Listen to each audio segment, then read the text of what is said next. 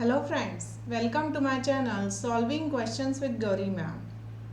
Gate B 2021 के paper से एक क्वेश्चन लिया है आज के वीडियो के लिए। The Cartagena protocol regulates trade in elite varieties of crops, endangered species of plants and animals, genetically modified organisms या फिर वैक्सीन्स। ठीक है, ये इकोलॉजी से रिलेटेड क्वेश्चन है। देखो, कार्टाजीना प्रोटोकॉल क्या है ये आपको पता होना चाहिए to solve this question. So let's understand what is Cartagena protocol. यहाँ पर देखो, आप जानते हो बायोटेक्नोलॉजी में आजकल बहुत सारे नए वैरायटीज फॉर्म किए जाते हैं, जेनेटिकली इंजीनियर्ड क्रॉप्स फॉर्म किए जाते हैं। It may be disease, some disease resistant variety हो सकती है, या फिर कुछ न्यूट्रिशन क्वालिटी इंक्रीज की हुई हो सकती है। तो इस तरह से डिफरेंट रिसर्च चलते रहते हैं और इसका ट्रेड, मतलब एक कंट्री ने ऐसी कुछ वैरायटी बना ली तो ये लोग दूसरी कंट्री को वो बेचने के लिए जा सकते हैं। दैट इज़ व्हाट ट्रेडिंग है ना। तो इस ट्रेड के लिए जो प्रोटोकॉल है, इस ट्रेड से रिलेटेड जो प्रोटोकॉल है, that is known as a Cartagena protocol. ठीक है, इसे बायोसेफ्टी प्रोटोकॉल के नाम से भी जाना जाता है। ऐसा ज़रूरी नहीं है कि किसी एक कंट्री ने कुछ वैरायटी बना ली तो वो वैरायटी दूसरी कंट्री में उसी तरह से काम करे, क्योंकि वहाँ का एनवायरनमेंट अलग होगा, वहाँ के बाकी फैक्टर्स, इकोलॉजिकल फैक्टर्स अलग हो सकते हैं, और वहाँ की गवर्नमेंट को ये मंजूर भी होना चाहिए कि ठीक है बाबा, वहाँ से एक वैरायटी हम यहाँ पर ऐड कर रहे हैं। समझ रहे हो सकता है कि उस आने वाली वैरायटी की वजह से, क्रॉप वैरायटी की वजह से, वहाँ के जो नेटिव स्पीशीज़ है, वहाँ पर रहने वाली जो स्पीशीज़ है प्लांट की, उससे भी कुछ अफेक्ट हो सकता है, इज़न्ट इट। तो इस तरह से दूसरी कंट्रीज डिनाई कर सकती है कि नहीं, हमें नहीं चाहिए, या फिर एक्सेप्ट भी कर सकती है। So the thing is, this protocol is related to genetically modified organisms resulting from the modern biotechnology।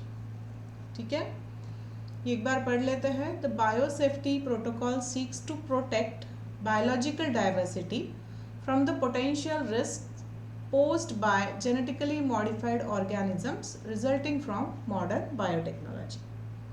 Got it?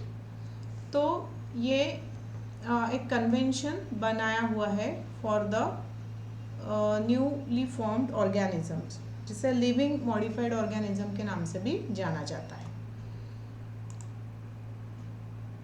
दूसरे तीन ऑप्शंस के बारे में जान लेते हैं। देखो, ए ऑप्शन जो है वो है elite varieties of crops. So what is this? These are the foundation stock of pure selected seed of a certain crop variety। मतलब the best seeds जो होंगे उस किसी particular crop के, वो variety is known as a elite varieties, pure line होगी। ठीक है, फिर endangered species of plants and animals। इसका मतलब है the species whose numbers are so small that the species is at risk of extinction। Extension हो सकता है इनका, तो these are known as endangered species. Example इसका जायंट पांडा है। देखो, सो दिस इज रिकॉर्डेड, इसका रिकॉर्ड जो रखा जाता है वो IUCN रखती है, याद है आपको। So this is related to endangered species, IUCN red data list. उसमें देखो वल्नरेबल स्पीशीज, एंडेंजर्ड स्पीशीज, और इस तरह से उनके वो क्राइटेरिया है, और वो उनके क्राइटेरिया के हिसाब से ऐड करते जाते हैं। ठीक है, चौथा ऑप्शन जो हमें दिया है वो वैक्सीन्स है। वैक्सीन के बारे में अभी हर कोई जानने लगा है, मगर आप भी जान लो आपके एग्ज़ाम के हिसाब से। ये एक बायोलॉजिकल सब्सटेंस होता है जिसे इंजेक्ट करने से हमारी इम्यूनिटी बढ़ जाती है, isn't it? We get immunized against a particular virus or particular bacteria। ठीक है, तो इस तरह से ये वैक्सीन एक चीज़ है। और क्वेश्चन के हिसाब से आंसर बन जाएगा option C, genetically modified organisms.